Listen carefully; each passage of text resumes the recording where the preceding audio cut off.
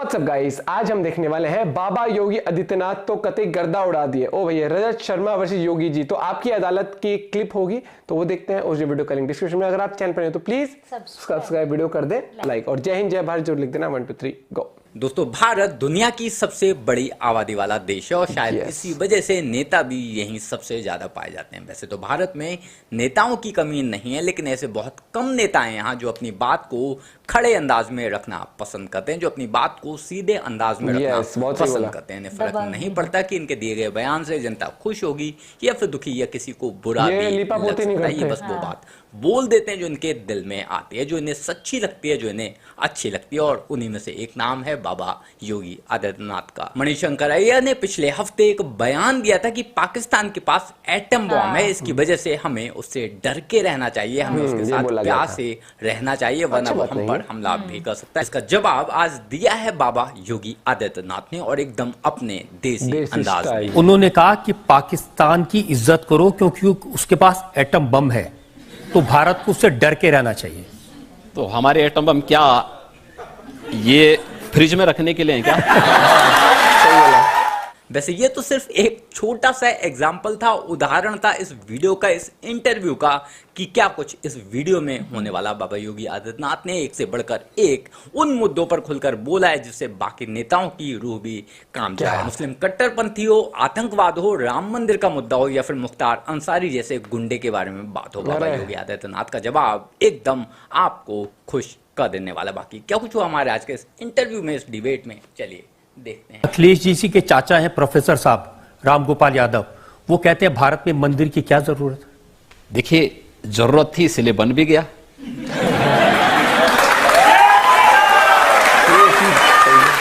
मेरा ये मानना है, आप देख रहे होंगे अयोध्या के अंदर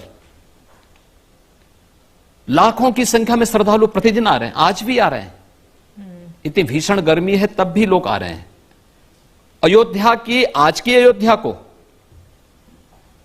और आज से 10 वर्ष पहले की अयोध्या को देख करके कोई आता है तो वह पहचान नहीं पाता है कि सचमुच ये वही अयोध्या है।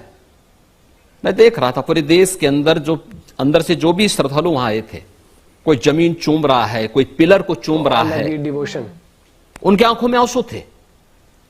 तो मैंने कुछ लोगों से पूछा, मैंने कहा कि आप इतने भावुक क्यों हो जा रहे हैं? उन्होंने कहा, साहब, जिस कार्य को देखने के लिए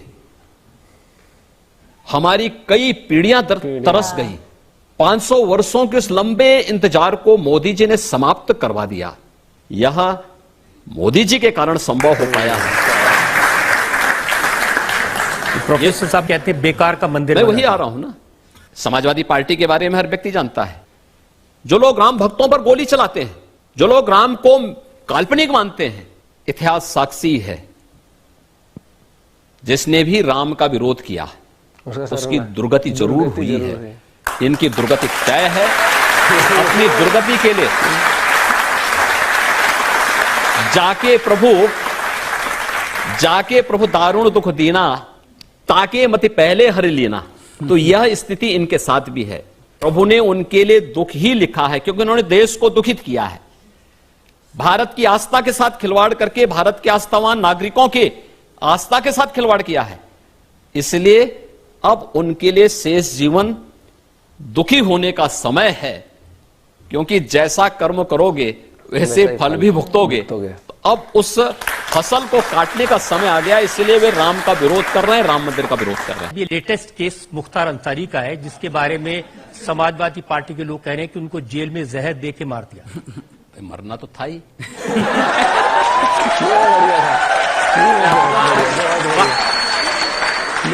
आप मुझे बताओ, जिस व्यक्ति ने सैकड़ों लोगों को मारा हो, जिस व्यक्ति ने सैकड़ों लोगों को मारा, कब तक बस्ता बस्ता फिरेगा? कांग्रेस के लोग तो उसको बचाने का प्रयास कर ही रहे थे। तरीके से समाजवादी पार्टी के लोग तो उनके आका थे ही, गए थे उनके मातम पुरसी के लिए। तो इनसे क्या उम्मीद करते हैं? यही तो अंतर है कि परम राम भक्त और उत्तर प्रदेश के पूर्व मुख्यमंत्री सरदेव कल्याण सिंह जी की मृत्यु हुई, समाजवादी पार्टी ने, कांग्रेस ने संवेदना के एक भी शब्द व्यक्त नहीं किए, और एक माफिया के मरने पर उनके घर में जाकर के घड़ियाली आंसू बहा रहे थे लोग। बहुत यही फर्क है। ये देश यही बर्दाश्त नहीं करना चाहता। अभी तो हमने माफियाओं को कार्रवाई की है। बहुत शीघ्र 4 जून के बाद एक निश्चित तिथि तय करेंगे। उत्तर प्रदेश को 4 माफिया जून के बाद से पूरी तरह मुक्त हो गया, इसकी घोषणा करेंगे। और ये होना भी चाहिए। दूसरा, दबंग बनते थे जितने भी माफियाओं के द्वारा अर्जित की गई संपत्ति, कोई भी माफिया होगा उसके द्वारा अर्जित की गई पूरी संपत्ति सरकार अपने कब्जे में लेगी। ये बढ़िया है। हमने प्रयागराज से शुरुआत कर दी है। प्रयागराज में माफिया अतीक अहमद की एक संपत्ति को जिसने अवैध रूप से कब्जा की थी, हमने वापस ली। और हमारा जो नया यंत्र है जिससे कांग्रेस और सपा बहुत भयभीत है, बुलडोजर उस बुलडोजर से सफाई करवाई। सफाई करवाने के बाद गरीबों के आवास बनाए हैं। देश में जो मुसलमान वर्ग है उनको एक क्लियर कट मैसेज दिया जा रहा है। मौलाना सज्जाद नोमानी बड़े स्कॉलर हैं, बड़ी रिस्पेक्ट है, उन्होंने मीटिंग की और कहा कि चुपचाप एक मुश्त वोट देना है मोदी को हराने के लिए। देखिए, ये मैसेज दुर्भाग्यपूर्ण है। मोदी जी ने 10 वर्ष में चेहरा देख करके नहीं, जाति मत मजहब के आधार पर नहीं, सबका साथ और सबके विकास के आधार पर देश के अंदर विकास भी किया, गरीब कल्याणकारी योजनाओं का लाभ भी दिया। लेकिन ये जो ध्रुवीकरण करने का प्रयास हो रहा है कुछ कठमुल्लों का, मौलवियों के द्वारा, मुझे लगता है ये चाहते हैं कि वह जीवन भर लुंगी पहन करके ही दौड़ता रहे। उसको ये लोग नहीं चाहते कि वह कोई एपीजे अब्दुल कलाम बने, कोई वैज्ञानिक बने, भारत के अंदर वह नेतृत्व करने की स्थिति में आ सके।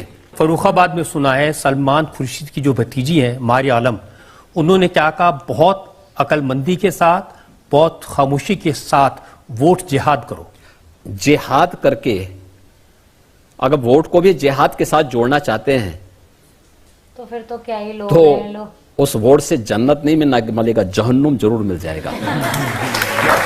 और एक बात और मैं बता देना चाहता हूं, देखिए भारतीय जनता पार्टी का बहुत स्पष्ट वो है, मजहब को देश की तुलना में आप ऊंचा रखने का प्रयास करेंगे, देश की तो तुलना नया में भारत इसको स्वीकार नहीं करेगा। मणिशंकर अय्यर, उन्होंने कहा कि पाकिस्तान की इज्जत करो क्योंकि उसके पास एटम बम है, ये तो बहुत ही तो बेजोड़ भारत को बयान उससे था। डर के रहना चाहिए। हाँ, वाह। तो हमारे एटम बम क्या ये फ्रिज में रखने के लिए हैं क्या? ऐसा नहीं, ये नया भारत है। ये कांग्रेस की मणि हो सकती है, भारत का मणि नहीं हो सकता है। ये नया भारत है। नया भारत घर में घुस के मारता है, छेड़ता नहीं है, लेकिन कोई छेड़ेगा तो उसको छोड़ता भी नहीं है। घर के अंदर घुस करके जवाब देगा, और यह भारत ने करके दिखाया है। और यही कारण है, यही कारण है। देखिए, पहले आतंकवादी विस्फोट जगह जगह हो जाते थे, दिल्ली में हुए, अयोध्या में, काशी में, लखनऊ, कभी भी वाराणसी, लखनऊ की आपकी अयोध्या की कचहरियों में हुए, गोरखपुर में विस्फोट हुए, मुंबई में विस्फोट हुए, देश की संसद पे हमला हुआ। ये सभी घटनाएं घटित हुई थी अलग अलग समय में।